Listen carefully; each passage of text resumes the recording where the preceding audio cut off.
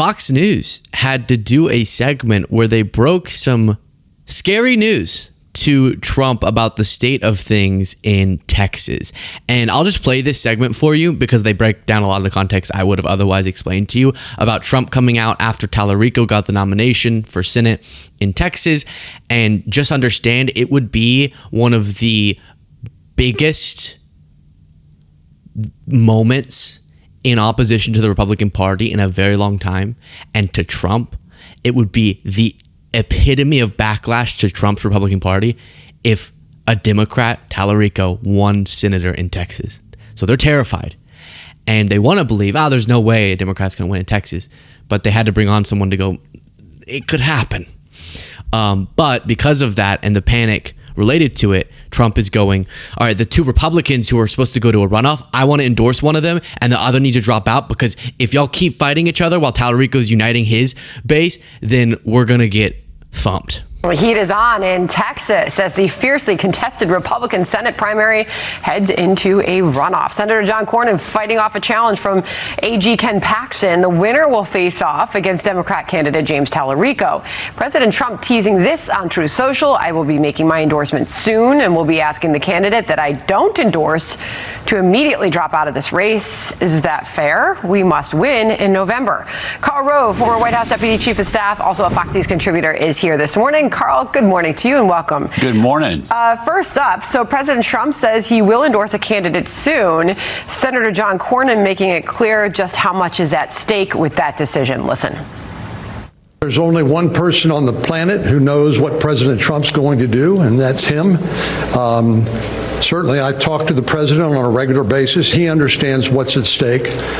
But I understand also why in a contested primary with three of us, he didn't want to have to choose between us and disappoint some of his own base of support. But when or if he makes a decision and to get involved in the race is entirely up to him. Boy, oh boy, Karl, the drama is building there in Texas. Yeah, first of all, full disclosure, I'm a longtime personal friend of John Cornyn, stretching back decades, and a strong supporter of his. But yes, this is... Okay, I just realized that we are long past when we're supposed to be out of this hotel room. And at some point, someone's going to come in and tell us that. So let me skip forward to he was going to talk for a long time about all the different aspects to the background of this race and why a perfect storm could be building for Tallarico to win, which would be devastating for Trump and the Republican Party. Let me just skip to the end where he makes that point. This is one of the arguments that even the White House political staff has been making. Just the quickest pause for the video amid all of this chaos. If you do appreciate these updates, please click the subscribe button, click the like button. Both of those are completely free, but subscribe is the most important to support what we do. Back to the video. Paxton, on the other hand, has so much baggage that the Democrats would pour $100 or $200 million into the state with the hope that they could pull off something like they did in Alabama when they beat a very troubled Republican candidate and had briefly a Democrat senator from the state of Alabama. They haven't won a Senate race here since 1988. They haven't won a statewide race since 1994. But everybody believes that this year is the year that if we had a damaged candidate on our ticket, that they might be able to pull it off. Well, when it comes, they might be able to pull it off. And the question was, from the Fox News, there's no way, right? In Texas, she was saying she believes it to be fool's gold for Democrats. There's no way they could actually pull it off. And Karl Rove is saying, if the perfect storm is the perfect storm, it could happen. Karl Rove declared Democrat James Tallarico could pull off wild upset in Texas, and that would be backlash to Trump. That would be a recognition, even in Texas, that people are fed up with the state of his Republican Party. Here's James Tallarico at his victory speech. And the ability to see a doctor when we need one. I am tired of being pitted against my neighbor.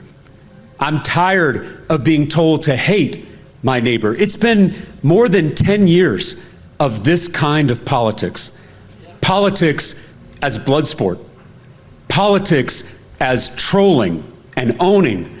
Politics as total war. It tears families apart. It ends friendships, and it leaves us all feeling terrible all the time. We cannot defeat the politics of division with more division. We can't win their game. We have to change the game. This campaign is rooted in a fierce love for this state, for this country, and most importantly, for all of our neighbors. It's interesting that he is such a rising star because his message is so unifying. And I think some of us came to believe that wasn't a successful approach to politics anymore. And it represents, if this goes the way I hope that it goes, that there is a population of people, and maybe even the majority, that are getting a little bit sick of divide and conquer. Sick of politicians like Trump, who, if they can splice and dice us enough, can then exploit that for their own power. And that the greatest revelation we could have as Americans is that we actually have a lot that could unite us.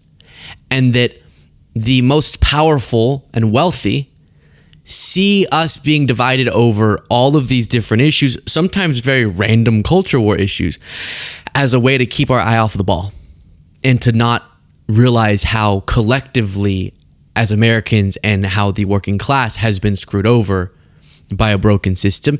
But Republicans are already rushing to dig up clips of James Tallarico to describe a candidate who's obviously not radical as a radical leftist.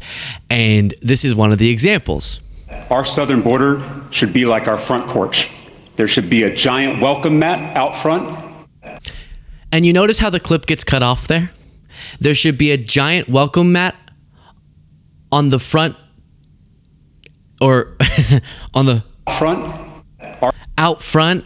That's like how you set up, but then the next part. And indeed, I went, I wonder what the next 2 seconds of that were. Maybe even one. That was a 6-second clip. This is a 7-second clip. Our southern border should be like our front porch. There should be a giant welcome mat out front and a lock on the door. Oh, they cut it out. A welcome mat and a lock on the door, meaning a secure border, but a welcoming spirit. And they cut 1 second where he characterizes something very different. That's dishonest. And then they're digging up like 2020 tweets, even though his message is so non-controversial. But then, so they have to go find random tweets from 2020, like when he said, white skin gives me and every white American immunity from the virus, but we spread it wherever we go through our words, our actions, and our systems. We don't have to be showing symptoms like a white hood or a Confederate flag to be contagious. And he's saying, just 1 second. Someone's knocking the door. We're about to be out. Did they leave? Did they say good? Okay, yeah. They're knocking, saying we have to go. So that's crazy. But it was during that, right? Like a racial awakening, and everyone talking about how you understand how your race gives you certain privileges and all that. But here's what you got to do, right? That does sound a little weird. You never want to say just having white skin spreads a virus. Like, you maybe know what he's alluding to, but that sounds weird. But that was 2020. We were all drunk. Like, literally or figuratively, we were all drunk. You can't be able to tweet 2020. We were all having a goofy time. No, not really. There were serious things we were understanding and coming to terms with, and how people expressed that sometimes wasn't exactly on the nose. But if they have to go back, then you realize how consistently uncontroversial his message has been. Or Ron DeSantis saying, a candidate for statewide office in Texas claiming God is non-binary, that dog won't hunt. Is both masculine and feminine and everything in between. God is non-binary. It's always 9 seconds, 6 seconds, 7 seconds. Maybe it's because the broader context of that, I don't even care to look it up, was uncontroversial. Is your argument that, like, God needs to have a penis? Because I don't think he does. Now, we use he in, like, because we need a figure, you know, to anyone who believes in God. Don't we already know that? I'm pretty sure there's scripture that's like God is not gendered. And also, obviously, isn't it we're all created in his image? What about the girls? We're all created in his image. What about me? Says the girlies. Yeah, he's everything. They're everything. It's everything. So Try to dig up that. I don't think it's going to be very convincing. Then you have Brylan Hollihan. Hi, I'm Brylan Hollihan. He's not preaching the gospel like he claims. He's actually preaching progressive politics with some Bible verses sprinkled on top to You know, Jesus was pretty darn progressive. fool the voters. He's actually a wolf in sheep's clothing, and he is a dangerous person that our party needs to wake up to. We need to actually listen to the words coming out of his mouth. He loves to say that God is non-binary, that Jesus I've seen him say it one time. is a radical feminist, that our Jesus was a feminist for the time. southern border should have a welcome mat. I was just reading And a locked door. my Bible before I came on the show, and I couldn't find any scriptures that supported that, but they support his talking points. No, there are a bunch of scripture about treating foreigners like your own. This guy is going to be their future. The Democrats have realized that having So how are you going to be against James Tallarico when you literally look like him 10 years ago? Look at this. Ready? Boom. Put this up, Jane. Boom. Boom. Boom. Boom. Boom. Boom. I don't think so, Brylan.